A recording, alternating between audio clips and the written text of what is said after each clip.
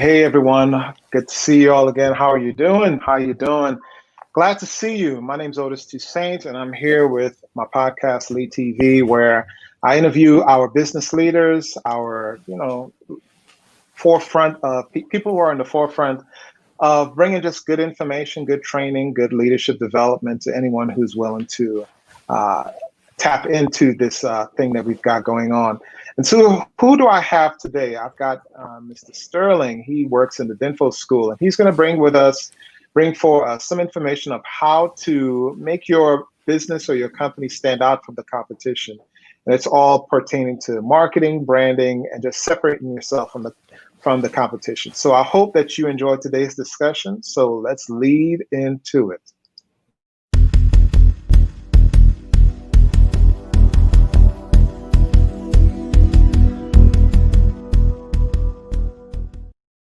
And without further ado, I'd like to introduce you to Mr. Sterling.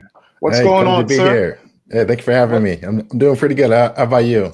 I'm doing good, doing pretty good, doing pretty good. Hey, I'm glad that you took the opportunity to come and talk with me today. I had the opportunity to witness some of the, I guess, just outstanding training and just advertising and marketing and speech giving and all of that. People just gravitated towards the presentation that you give, and Right. so I said to myself, "Hey, you'd be a great person to come and talk with us today.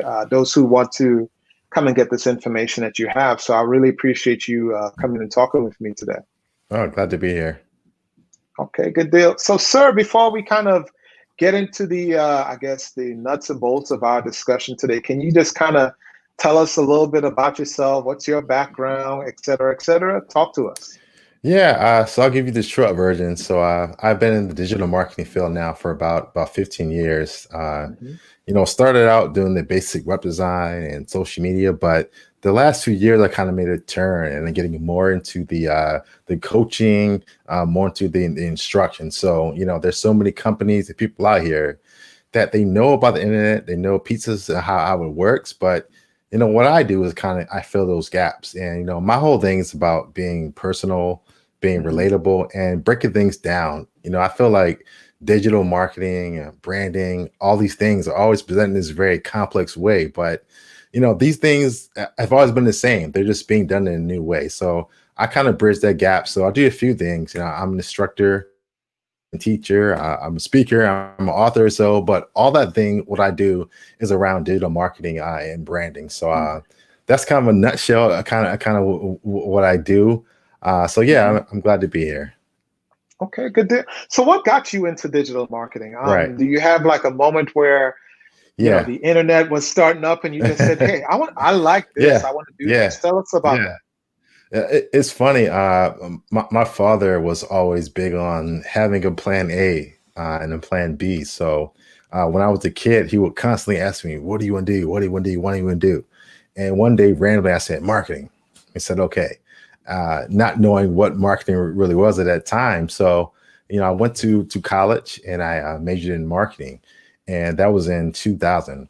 So that was the time around of the internet bust. When there are a lot of companies went under and Hmm. people are saying the internet, is it going to still be here? Is it going to be something in the future? And I don't know what it was. Way back then, I could see the internet was going to be a big part of our lives. So, it's funny. At that time, there was no training, there was no books about it in school. There was no classes on it, so I had to kind of teach myself. So I taught myself the basics, website design and social media and so on, and then kind of I evolved and I grew with digital marketing. So that's kind of how I got here. Kind of by mistake. I had a passion for marketing, and when I saw the internet and digital, I said, "Wow, these two things together are going to be really phenomenal." Excellent. Your story kind of sounds familiar to my story. I kind of got into marketing, I Yeah. guess. So I was a medical officer in the Oh wow. military. I was Right. a 70 Bravo. And right before I got out, I started to work for the Equal Opportunity Office at the 101st, where you've got to tell Okay. the story of essentially what does the Army do? What does the EO program do? And how Right. does it apply to your everyday life? And I always knew how to use the camera. I did photography, I did Hmm. stuff like that. I said, hey, I can make something out of this with, using my camera to tell a story, to market and advertise correctly and honestly to those Hmm. who may have a vested interest in the everyday story of the military. So I saw it as a tool, and I just kind of jumped right into it, and I've been running with it ever since. Yeah. Typically us in this field, in the advertising, marketing, and digital Hmm. field, we have a sort of a passion that kind of gravitates towards other different fields that come around us. These Right. passions Hmm. may be, we have the extrovert sort of personality trait. We have Right. the people who are attracted and understanding of storytelling. Are those the Right. different types of things that you're really into? The storytelling and Yeah. the extroverted side of media? Right. Yeah. Yeah. You got it. I mean, it's all about storytelling, and I'm kind of one of those people. I guess kind of like you. I just see things differently. I'm always picturing how the shot would look and how Hmm. it would be in video and what song would go with this scene in my life. So I've always kind of been that person, kind of seeing those things and seeing stories. And I mean, you hit it on the head. I mean, digital marketing, branding, sales, it's all about storytelling and about how you use different channels to tell your story. So, that's what I mean by going back to, I think that it's presented in this really complex way, but it really comes down to just telling a good story and telling a story that resonates with your audience and it's going to pull them in. Okay, so what are some of the steps and structures that you Mhm. see works really well in storytelling? Can you share with us some of those different things that you see works really well in telling a good story? Yeah, I guess a few things. So, I think telling a good story starts with knowing your audience. So, a few years ago, I got into doing public speaking and I learned to tailor my stories to the audience, define stories that really resonate with them. So I think, when you tell your story, be intentional about it. Your story is fine, but, find ways to make your story really relatable to your audience. So, that being relatable is really important with your story. Um, also, I think with your story is add humor. That's one thing that I've done the last few years, and I've been lighthearted with my stories, whether the stories about my wife, about my family. I make fun of myself a lot, and I feel that really breaks down the barriers, and people can relate to some of those things. So, those are some of the things that I recommend. And over time, your story can change and get better and better. So, I think the more you tell your story, the more it becomes natural, and you begin to pull out things. And everybody says that they don't have a story, but everybody has a story. It's a skill set that I have that where you can sit down, you can think about stories you have. We all have experiences, so it's about going through your memory, going through your mind, and find those stories that resonate with somebody. The resonation with someone is what draws them in and keeps their Right. attention over time. I see. I think telling these stories, telling these truthful, hilarious, personal stories is something that, it's a wonderful thing to celebrate. But sometimes, Mhm. you've got to also be careful about just how much you Right. share in your Yeah. story. How Right. can you? What are some of the ways that you could tell? Maybe Mhm. I shouldn't share this story as compared to Right. say another story. I guess practice. So, before I go on stage, before I record the video, uh, I run it by people first to say, hey, that's funny, that's not funny, that's too much. So, I recently wrote a book and I share a lot of stories about my life and my wife in the book. So Hmm. before I post the book, I ran it past my wife and said, "Are you okay with this? Hmm. Does this work?" And I tried the stories out too on a smaller audience at first. So before I go big with the story, I make sure that it resonates well with a smaller audience. So I think Hmm. it's about knowing your audience and then testing it out and asking somebody on your team, "Hey, does this story make sense? Is this story offensive?" And if it is, tweak those details. I got you. I got you. So you don't want to share too much, but you want to share Right. something that's that resonates with a larger audience, Right. depending on what your eventual end goal really Mm. is. So let's talk a little bit about, branding. Hmm. How does one develop Yeah. their brand? How does one develop their brand? Yeah. That's a great question. Something that I have done for years now.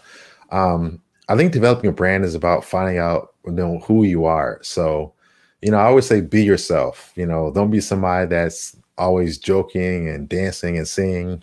If that's not you. I think finding your brand has to be authentic. Really bringing out who you are. So, myself over the last few years, I spent a lot of time developing my brand. So you see my suit I'm wearing.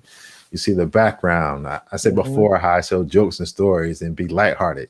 Those are things that you can develop your brand. So I think really it really comes to knowing who you are.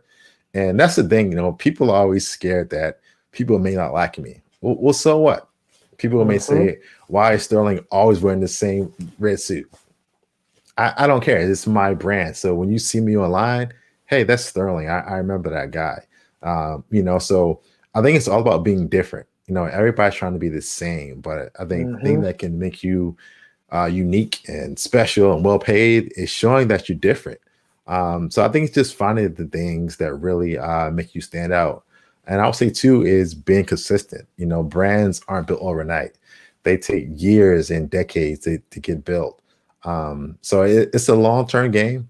Some people think, hey, I can do this for 4 months. I'll post a few videos on LinkedIn or on Facebook and it's going to happen. Not true. It's about showing up again and again and being excellent over time. And that's how you really build that brand. I hear you. I hear you. Like you don't want to put up a front because people could see right through that. Like Exactly. if this interviewing thing, if this marketing thing, if this being on social media and talking to business leaders thing is not you, don't front, don't fake Yeah, it because exactly. your passion and your love is going to show through. If you don't have the passion or love for a certain thing, it's going to show through. Right. I fully agree with that. So Yeah. go ahead, I continue. one thing to that too, with is the visual aspect. I think a lot of people don't value visuals. So, having high quality pictures and videos and people seeing you over and over again. So I believe a huge part of personal branding is how you carry and present yourself. So, getting Mm-hmm. professional headshots, hiring a videographer, those things mean so much because what people see, that's how they press you in the head. If you're looking a certain way, if your stuff is not good, they say, he's okay. But if you come looking professional, if you come with things are on point and sharp, or if there's your business cards, your website, your social media profiles, and we see you in person looking the same ways are really important. So the visual aspect of branding is so important. Looking the part, be who you say you are. If you say you're that person, you should look that way. You should talk that way. You should act that way. So once again, I think that's very important. Just having the look is very important. Okay, so be you, be genuine, be true, or people could see right through you and then toodaloo. Wait, hold on. Did I just rhyme there? I think I just rapped a little bit there, but hey, it I'll worked out. say. Everybody understood where I was Right. going with it. Let me Right. ask, let me ask. Now, digital marketing is your thing. Yes. It seems that everyone out there has a Facebook or a Hmm. YouTube or a LinkedIn page. Yeah. How does one how does one develop that page and become different? How does one become unique in that sense? Instead of falling into the, hey, this worked for this person, so Right. let me do the same thing as this person. How does one become unique in the long run? Yeah, I think it goes back to what I said earlier about finding your personal story. So I think one of the downsides of social media is that everybody's chasing followers and fans. So, they're doing what's being done by this celebrity or this person that has all these fans. So that's why there's some parts of social media that are just boring because everybody's being the same. So, you know, I always say this, everybody has a crowd. Everybody has people that are crazy about them. I'm not trying to appeal to everybody online. I don't want a million Mm, followers. If I get that, great. But I want those people that love what I do, the people that are crazy about marketing, advertising, sales, all that stuff. So hmm. I'd rather have 50 people that are really engaged than have 100,000 people that are so engaged. So I think it's really just finding your story and just having a message, staying on brand and speaking directly to those people. And you know, social media is, yes, it's mass marketing, but even with mass marketing, you still have to speak to a niche. So if you think about some of the most popular brands, think about Nike. What are they known for? They're known for shoes. That's what they're known for. Starbucks, coffee. So staying on point, not trying to appeal to everybody. And I read a quote in a book a few months ago, and it said to expand your appeal, narrow your focus. And it sounds counterproductive. Everybody's trying to get everything and trying to get more, but when you do that, it doesn't work. But when you focus on your core, a niche, that's where you can have really really great gains. So when you focus on your core, focus on your niche, Right. you will eventually gain more popularity, you're saying, in the long run. Exactly. You know what's funny? I was watching something on what's the most trending social media program that's out there right now? It's a good question. I'm not sure. What's the most, and it got into some trouble recently. So yeah, it's TikTok, right? So TikTok, TikTok yeah, is exactly. So big time TikTok. I saw a video where a guy said, don't try to be everyone's, most liked or most welcome thing. Right. People will like what they like. You Yeah. come out and you become you almost have to be an emotional brander initially. And catch them with emotion, but keep them with logic. Keep them with content. What are your thoughts on that mindset? Yeah, I think it's so true. I think one of the downsides of social media is that everybody's trying to be funny. I mean, everybody. I mean, rappers and actresses and models and companies, Wendy's.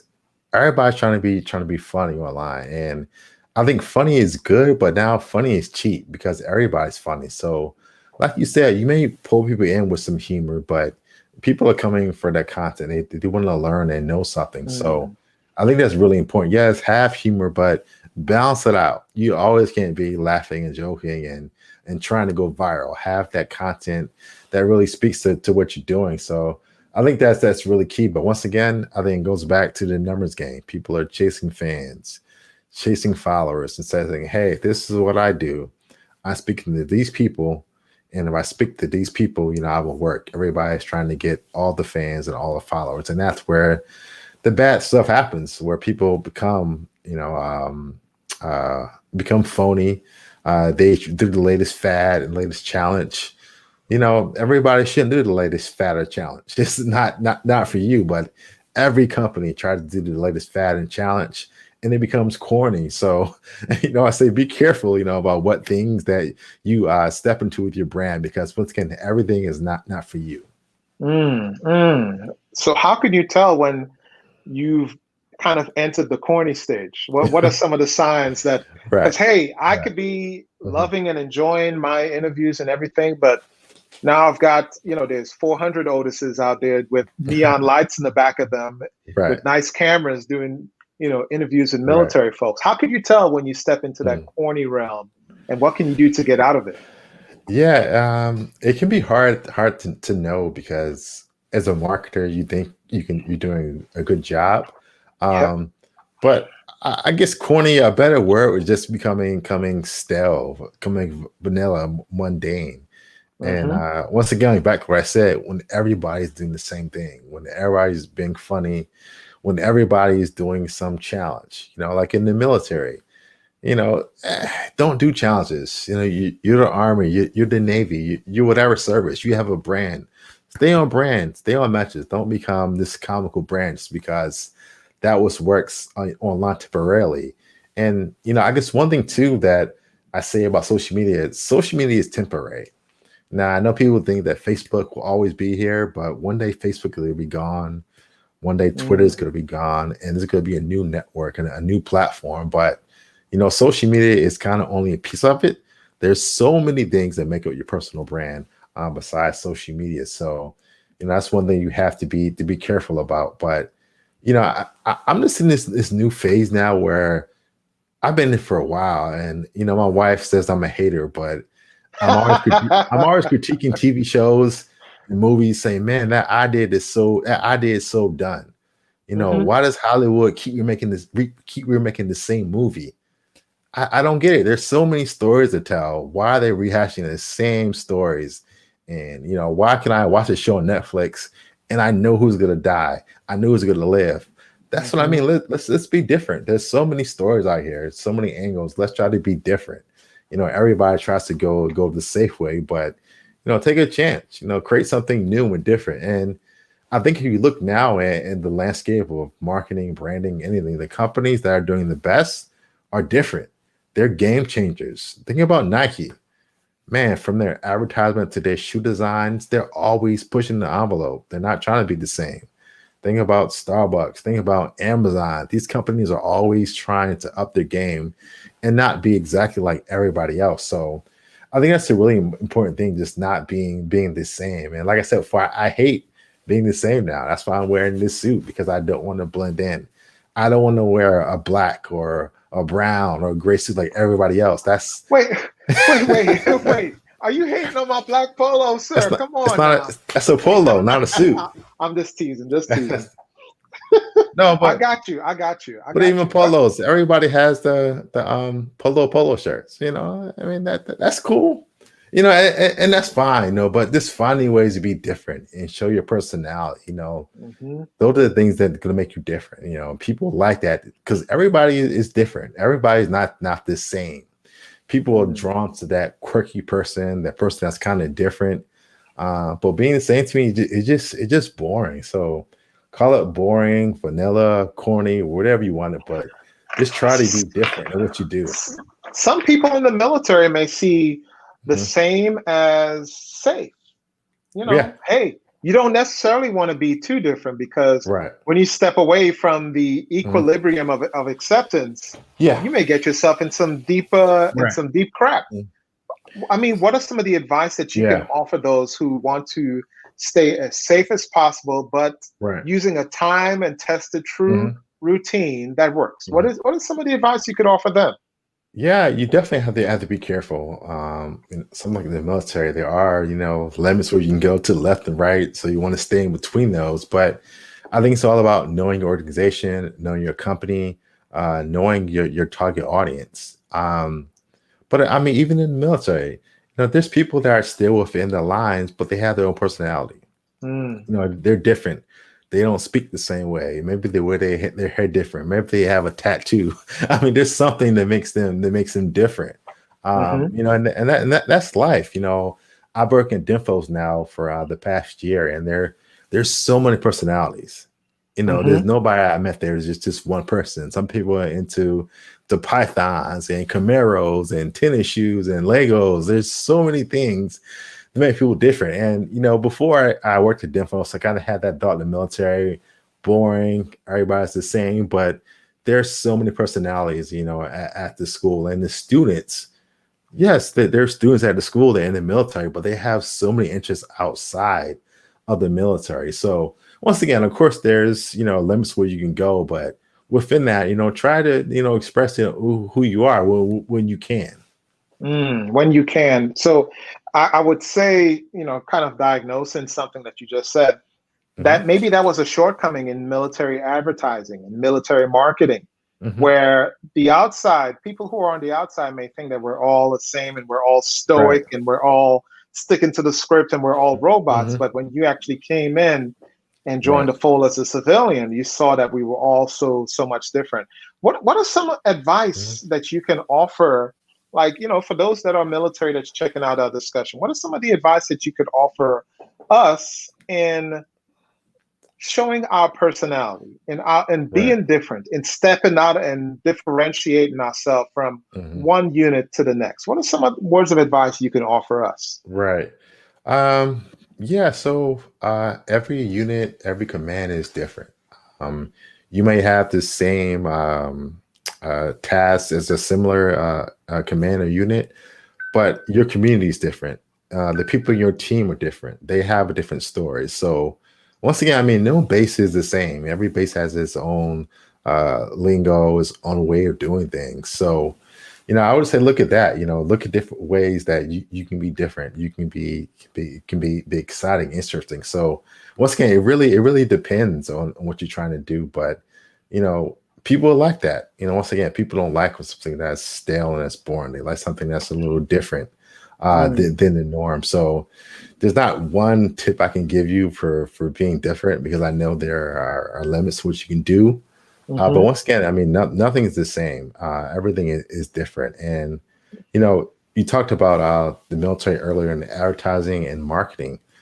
I think that's really, really important, because there's this view of the military out there that's boring, stale. This is what we do, but there's so much more to that. So bring that out. So at the schoolhouse at Denfos, a lot of people ask me, my unit, what can we post on social media? hmm I'm like, what do you do? You guys are this, you do that, you jump out of airplanes. That's great content. hmm Share that stuff. You run around. Wow, what you do is amazing. So once again, everybody has that story, that thing to do that's different. You manage ballistics or anything that's really exciting. So once again, no matter what your job is, there's somebody out there that finds it, exciting. And I think it's all about, finding those people that identify what you're doing. To find the people that identify what we're doing, tell the stories, you know, within our ranks on the left and right, whether Right. you're in the military or in the civilian side, every individual, there's multiple stories within there. And you, as an advertiser or marketer, you can take advantage of Right. those multiple, many stories, and Yeah. actually tell those stories to those who may Hmm. not traditionally be aware of it. And especially during this time that we're in, this current time, where Hmm. everyone is, we're kind of looking for guidance as to how to have the conversations that are needed. What are some Right. of the words of advice that you can offer those that are looking to have the conversation, whether it be to listen or those who want to initiate the conversation, as in Mhm. telling? What are some of the words of advice you can Right. offer those? We kind of moved away from the marketing and Yeah. branding, but this is more the strategic side of things. Can Right. you talk to us about that?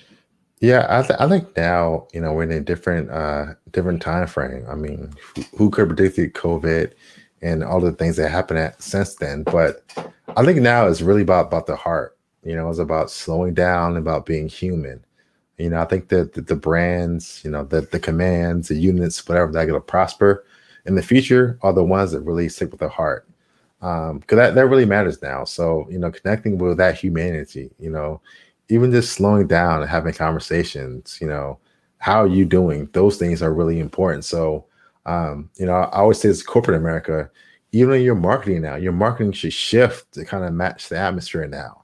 It shouldn't be the same brand that you had last year this time. So I think really does hearts and minds now are really open. Everybody's kind of in this stage now, and let's get back to our humanity. Even in this election period now, every 4 years, people just get crazy. They get in their opposite sides, but let's connect to our core values. Let's find the things that we all have in common, and start with those things. I think those Mm, things are so important to do right now. interesting, interesting. So, kind of get back to connecting with people on a human Right. side versus seeing them as a philosophy or seeing them as a certain thing because of a preconceived notion that you have in your mind about who that person is. See them Right. as a person first and foremost. Exactly. Okay, that's excellent advice. Excellent advice. Can you talk to us about struggles that you may have had with your branding and marketing and advertising, and how did you Hmm. kind of overcome those struggles that you had, and what are some Yeah. lessons that you learned during your branding and marketing and Right. advertising? Because I know you're more than just the figurines or the red jacket. I know you're more than Right. just that. Right. So Right. Right. how did you get Yeah. over and get past that? Yeah, I'll go back to my childhood. I was an extremely shy kid. I didn't talk a lot in school at all. So, but it all changed one day. So, um, I One got day. out of yeah, one day. Okay, yes. What, you got bit by a spider and you became No, no, no, Spider-Man or no. something? It was funny. So this was in 2008, Hmm and right when the recession hit. So, my hmm business at the time was doing great. Recession came, and I lost, all my clients. And I knew something Wow. had to change. Something had to give, because well, what was I doing now? Then it wasn't working. So one day, out of the blue, a friend called me and said, "Hey, next week I'm giving a speech at Harvard University to some marketing students. I can't make Mm. it. Do you want to do it?" And at first I said, "Nah, I'm okay. I'm not a speaker." And I hang the phone up. But then I thought about it. I said, "You know what? Why not? What's to lose? I'm a little nervous, but let's do it." So for next week, I studied my slides, my notes, my demonstrations. I talked in the mirror. I had everything memorized. And I never forget that morning, of the speech. I'm in the bathroom before I go on stage, and I'm having that 8 Mile moment. I'm looking in the mirror like, what am I doing? If Mhm. I leave now out the back door, nobody will know. But I calmed down. I went on stage and I gave the speech, and it was one of the best experiences of my life. The audience, was receptive. They got all of my jokes and my stories and my examples. And I left the stage a day saying, wow, something really, really changed. This is what I really want to do. So for me, that was a big turning point. And it was funny because the thing that I'm doing now is a thing that is farthest away from what I thought I was going to be. So Mm. if you ask any of my friends or my family or people that knew me in high school or college, they're like amazed. Like, you do what? You speak, you teach. I see you here and there. That's not you. So once again, it's one of those things where I think sometimes you have to get out of your comfort zone, wherever that may be. Um, you know, I got out of my comfort zone, and I'm telling you, my life changed. Everything got better. Let Um, me ask, what was your yeah, comfort zone? uh, comfort zone was just being safe. Just sitting in the back. I was that kid in school that had the answer. I knew the answer, but I was scared to raise my hand. I was that kid on the basketball team that, I was scared to take a shot because I didn't want to miss it. That was me growing up. So it's like, hey, you know what? You might fail, you might get laughed at, but you Mm. might get booed. But just try it. What's the worst that can happen? And that's kind of my motto now for a lot of things. What's the worst that can happen? Sometimes you build something in our mind up that is so big. In reality, so what if I go on stage and they boo me? I'll get over it. So what if I stumble? Mhm. I'll be fine. So yeah, speaking for me has changed everything. It's opened so many doors. And as far as branding now, I do not apply for much at all now. I haven't applied for anything in the past 3 years, and What do that's you because mean you didn't apply? You had well, someone apply for any jobs, apply for speaking at conferences or trade shows. I spent so much time developing my personal brand online, whether that's pictures or videos, and giving great talks around the country and around the world. That I have somewhat of a personal brand now. So people, they see me, they hear me, they recommend me to speak. So once again, that's what I wanted for years, to have a brand that kind of spoke for itself. And that's where I'm at now. So it was a long road. It took a long time, and even the speaking took a long time to figure out exactly my message, my style, Mhm. that really matched. Because the first time you gave a speech, it was great, but there's plenty of times where there was crickets, nobody clapped, and you're like, Woo! what are you talking about? Um, so I had plenty of those bad experiences, and the fun thing is now too is, I would say I'm a seasoned speaker, but I still get nervous before I talk. I'm Got getting ready you. to go on stage and I'm like, man, you know what? What am I doing? Let's get out of here. Mm. Mhm, mhm, I mhm. flew all the way to Las Vegas, last December, my last speech in public. And I was like, oh man, what do I do? I should go home, man. You always have those thoughts in your head before I Ooh, give the speech. They're that always little there. voice, that little voice, Yeah. that little negative voice in the back of your how do you turn that off? How do you turn that little voice Yeah. off that's in the back of your head telling you, Yeah. "Man, you think you got it, but I don't think you got it." How do you turn Yeah. that voice off? I would say just doing it, whatever you have to do, just do it. So, for me, it's pretty bad sometimes. I like speaking early in the day because before I speak, I can't eat anything. So if I have to speak late in the day, let's say 3, 4, 5 o'clock, I'm like really nervous all day. But just getting up on stage and opening my mouth, and then all the nerves go away. So I Hmm. would say that just not overthinking it, too much, and then saying, "Hey, what's the worst that can Yep. happen?" And then give yourself some of that positive self-talk. Hey, I'm Mm. good at this. I can do this. And the people that are hearing you speak, they want to hear from you. They want you to learn from you. They want you to do well. So I think it's just that, and really just doing it. Having that self-talk and say, "Hey, let's get up here. Let's do this thing." Words of affirmation always helped. Have you ever Yes. had, who are some of your biggest cheerleaders, and what do they say to you to make you realize that, hey, life is not that bad. I got a good team on my side. Yeah, definitely. My family, my parents, my wife, all good support systems. But in the day, just myself, just repeating, positive things to myself again and again, reminding of what I've done in the past, and that hey, I can do this thing. So, Hmm. yeah, I mean, affirmations, whatever you want to call it, looking at old pictures and videos. Something funny. Sometimes I play videos of me speaking. And I'm like, who's that guy? I'm like, oh, that's Yeah. me.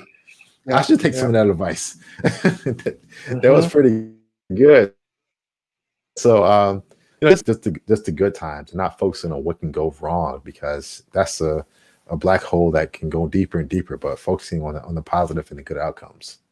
Mm. You know what? Something that I've always kind of used before I give a presentation, whether it be a speech or a discussion, or say, for instance, I sing or I perform, I just go with the mindset of, and this may sound horrible, I'm like, you know what? I worked hard for this. I put in all these years and this Right, time for this. I better go and perform. I better not disappoint my old self. I better not right, give my haters a reason to smile at my right, failure. right. And I just go for it and I just make it Yeah, happen. If they don't mhm, like what they see, I like what I see, and that's all right. that matters. I Yeah. kind of just run with that sort of mindset. I know Yeah. it sounds kind of conceited, but hey, it works for me. No, no, no. I mean, that's a good way to do it. I mean, just like I don't tell people this, but to me, speaking is a competition. I'm trying to like embarrass the speaker before me, Hmm. or after me. They say, "Wow, I gotta follow this guy," Hmm. So I'm really, putting my all into it. Just like you, I mean, the hours you put in behind the scenes, that's why you can get on stage and do what we do, because you put the time in. So, just remembering all of that helps as well.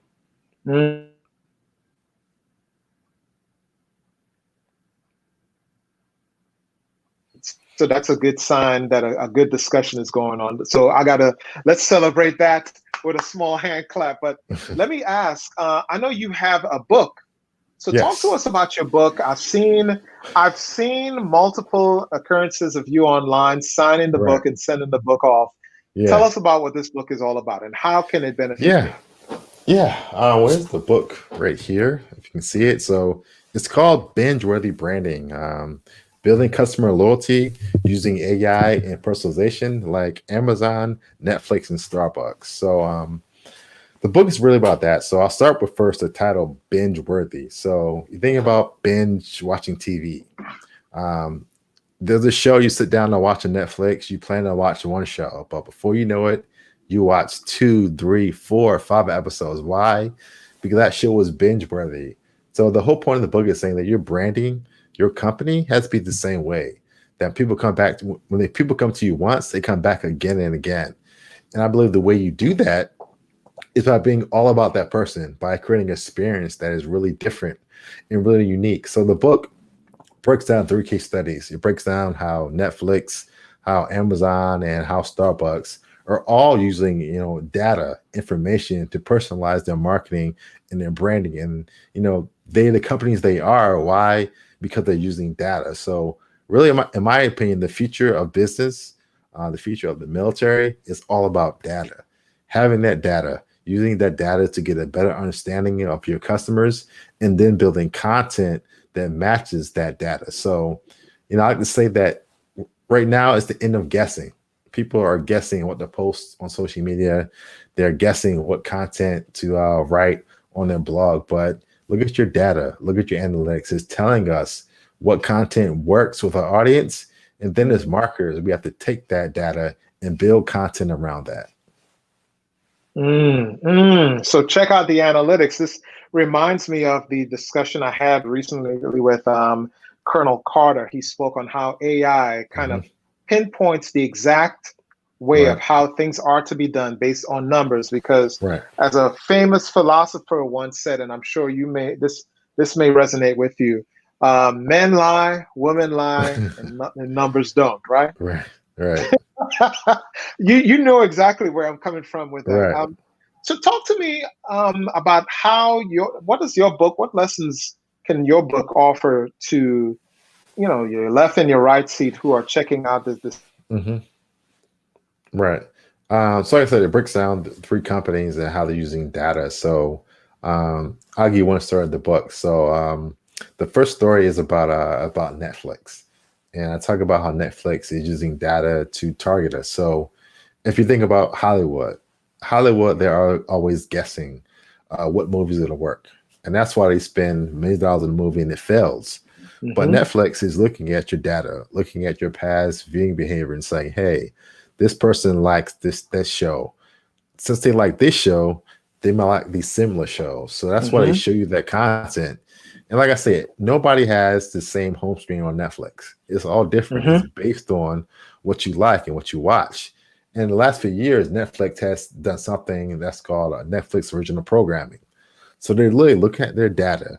They're finding small groups of their customers saying, "Hey, we have 100,000 or 2 million users that like this, that like female leads in a big city in a comedy. Let's build a show around that." So Mm-hmm. that's how you see Stranger Things. That's how you see 13 Reasons. That's how you see Orange is the New Black. They're creating these Mm-hmm. shows around data. So once again, the book is just driving that home really important. The companies that are going forward, that are doing well, are using data to make those decisions. And I think too that the data, analytics, AI, funny Mm-hmm. enough, these tools are making us more human. And that sounds crazy, but you know, I say now there's so many touch points. Think about a Mm-hmm. business. You have social media, you have your website, you have email, you have postcards you mail out, you have customer service phone calls. There's so many touch points. As people, Mm-hmm. there's no way we can make sense of information. We need technology, we need tools to help us decipher information and then find trends and patterns in that information. And the only way you can do that is by using data. you know Mm-hmm. People have this fear of AI. People hear AI, they get scared. So Mm-hmm. in this book too, I talk about AI in more of a user-friendly way. They hear AI, they think of the Terminator, they think of the Matrix, they think Mm-hmm. that AI is going to take your job. And I always say AI is a tool. Yes, there's some downsides to it. Like any technology, it's all about the user. If you want to use it for bad, you can do that. For good, you can do that. But at the end of the day, I believe that AI and related technologies, it's going to make us better at our jobs because instead Mm-hmm. of spending hours sifting through content, trying to find, trends and patterns, it's because, hey, this is performing well. This is performing well. And then we say, hey, let's create content around that. So once again, it's going to make us better at being human. Thinking about Facebook.